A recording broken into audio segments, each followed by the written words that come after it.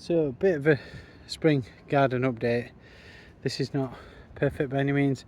We've really just not spent much time really on here. Planted some vegetables in here, so overwintering onions, some leeks that might give us something or not. They went in a bit later. Plenty of garlic, and then the rest as we go along.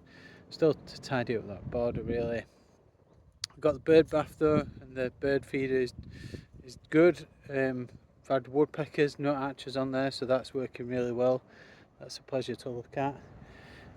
Again, like I say, not too much done here yet, but back up around the side where we've been spending a bit more time really. The greenhouse is up. I'll do a little video when I get a chance about how that went in. I installed that. It's a beauty of Facebook Marketplace, second hand, so not got any shelving in yet, but got some plants going to start with. So these are wildflower plugs, cornflowers. I love cornflowers, how quick they come up. That's a week they're starting to germinate, and they're in biodegradable cardboard pots, so they can go in as plugs into the meadow. That's the idea. Got a peach at the back that needs weeding and repotting. There's always a job. So the greenhouse is looking good there. So the grass has obviously been cut down. We didn't get that long over summer, so we were able to cut it with the mower, but the plan is going forward it will be to scythe it. So this will be the meadow here, and we've sown some stuff in autumn, scratched some bare patches and sown direct into those in autumn. So a mix of wildflower seed, but also some yellow rattle, which if you don't know is semi-parasitic for grass. So it burrows into the grass roots and weakens the grass, which means that the grass doesn't dominate, because the grass grows thicker and quicker than the rest of plants that you're going to put in. So if you're trying to put plugs straight into the meadow, you've got a bit of a problem, because the grass will just outcompete them. So with the yellow rattle, which is often called the meadow maker, is a good way of kind of turning this an area of grass back into meadow. So we've got a few patches where we've dug out to use the grass to start to sculpt this, so it's not so off camber, the path, but also these patches will make nice areas for plugs to go. So these plugs of cornflower, corn marigold, we've got some forget-me-nots, all sorts of stuff, birdsfoot trefoil, all that kind of thing. That's going to go in these gaps where we're taking out gouges, probably some more actually. So you might notice a big difference here, which looks like a big mound of earth to start with, but when you come around the corner you'll see it looks a bit different. This we've sown again wildflower seed into here and some grass seed back into here, to try and get this growing again. It'll be a nice wildflower bank. And then as you come around the top, you see we've dug out a pond, put my shadows in the way there, but you can't see it so much yet, but in the middle you'll be able to get in it. So it's deep enough there down the middle to be able to swim in it.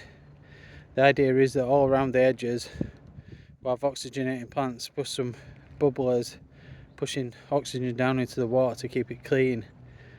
So it should be a natural pool. Plenty of wildlife there around those margins. Put some stones and some logs into so far and started adding plants and some oxygenating plants, which will keep it clear. So it's a bit of a balance. It's a bit of a nervous wait really, because you need the plants to start growing to make a difference to the algae. But it's not looking too bad really, such a big body of water, and now the sun's come out, it's warming up, and you get a bit of a risk of algae with a new pond. But hopefully these oxygenating plants was to get going, and the bubbler, the solar bubbler that I keep putting in areas where I think the algae is going to grow, will help. But we'll get some more movement in there. Hopefully going to get some beehives up here, built a couple of beehives that are going to go there once I can obtain some bees that are healthy. So the path is now going to kind of come round this top area. The idea is to put a bit of a deck there to cover that, and then we'll come up, the path will come up around here and then back down. We've planted a native hedge down this back. This pole here, that's going to go. I haven't taken that out yet, but that's going to go. There's a native hedge up down the back there, so that's got hawthorn, blackthorn in there, which will be great for wildlife. Make a good cover, give us a bit of privacy as well from the back there, but obviously keep it about the same height as the fence, but it'll just give us a bit of privacy on that bit. So the apples, this apple's still got to go, this one here, that'll get too big. The cherry, I'm kind of like, now it's flowering and it's in bud, I want the flowers to come out and see what it looks like, but it is a bit big and it's going to get a bit big, so I might let it flower, see what the fruit develops, see whether the birds get all the fruit. I'm happy to share some of the fruit with the birds, but it'd be nice to get some cherries. If not, then I might well take it out and replace it with an apple. So the plan is still the same, to have the path coming back round here, sweeping round here,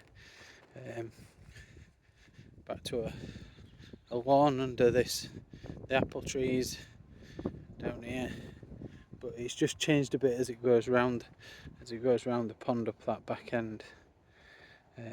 Hopefully now we're into spring, things will start moving pretty quick, start greening up. That bank will green up pretty quick and you won't see it, and hopefully pretty quickly this meadow by mid-May we'll have some flowers in there. I think we'll have to keep adding to it over the years to bulk it up, and less grass, more flowers, less grass eventually, but hopefully we should start seeing something by mid-May. So I'll do another video once we start to get through spring, because it'd be nice to see the change. Thanks for watching.